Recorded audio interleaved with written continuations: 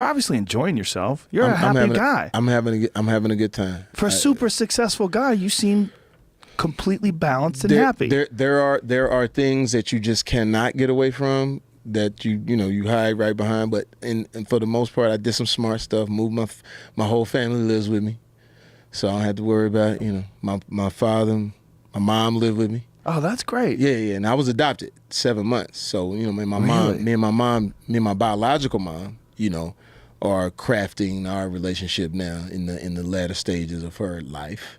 So that's but I didn't want no bullshit outside of that. Where someone is sitting somewhere watching me from a distance, like Right. that. So mom comes in, dad, and they've been divorced for almost 30 years. It was crazy. Wow. So they live in the same under the same roof. It's hilarious. That's a whole nother show. Wow. And he still dates. You know what I'm saying? He's still getting it in, be over there. And then she'll float over to his side of the house and be like, and see the girl, hey, how you doing?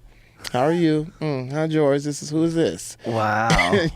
She's getting something out of I just want to get something out the refrigerator. Some spoiled stuff. That's kind of intense. And then you hear that on my door. My pops, could you tell her not to come on my side of the house? Shit. I'm like, now parents. But it's certain things but you got to figure out your happiness. And the only way you figure out your happiness, you got to try to see or foresee what's going to be the problem. So I get my family close to me. So whatever problem we got to work out, we work that shit out right here. Get my mom and my sisters and my daughters close to me, so they see daddy going to work like there's still some work shit. It's like, no, we just not on the red carpet. It's not just red carpet every day. I got to get up. I got to go. I got to talk shit. I got to kiss a little ass here. I got to do a whole lot of shit in order to keep this thing going. So you try to, in life, you try to foresee what's going to happen. It's still going to be something. So it's always going to be something just outlandish. But you try to get in front of it. That's an interesting way to handle it, though, to bring everybody close to you, bring your whole family in your house. Yeah, and not everybody can do that, because, it's like, me growing up as an only child, I like having people around. I can't be by myself. That's why I always would throw parties.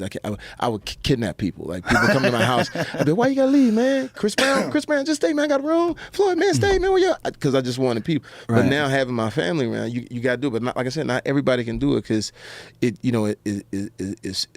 interesting. Like my father, who has a great story. My stepfather has a great story. He was on drugs or had a situation about with crack, ended up going to jail.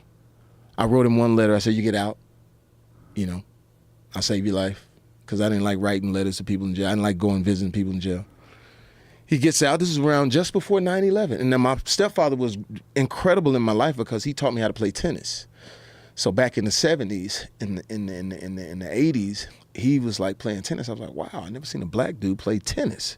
He said, you got to learn, son. So people like Yannick Noah, Elie Nastasi, Bjorn Borg, Vitas Gerulaitis, those were like heroes of mine. So he taught me how to play tennis. So when he gets out of jail, I make sure everything is cool. I take him to the U.S. Open. And so there he is, me and my pops watching Venus, play. He's crying. I'm like, yeah, Dad, this is how we gotta live. This is what we need to do. So he watches Venus play, and then a couple of days after that, it was 9/11. But he stayed with me. He's been with me since then. Early on, I would just go by, check the drawers, make sure there's no paraphernalia, no wrong shit. Smoke your weed, cool. Right. Don't do no more than that. And we've been cool since then. And it saved a lot of money in rehab. You know what I'm saying? So I'm just right there, hands on. But well, sometimes people just being surrounded by loved ones is enough to keep them from doing anything stupid. Yeah, it can, and it was bumpy at first. Won't go into it because he wrote a little book and talked about it.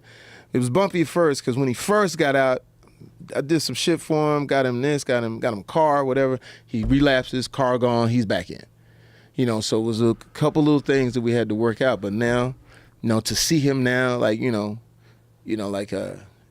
go to these different events or whatever like that. His whole wall, he old school. He don't do this. This. He got the Actual photos. He go develop the film. I got my little film developer. So he put the film and to develop the film. See, and they put the film and he got a whole wall of everybody that he's met. All of his heroes, and so like I said, I try to look try to be ahead of the curve when it comes to fucked up shit.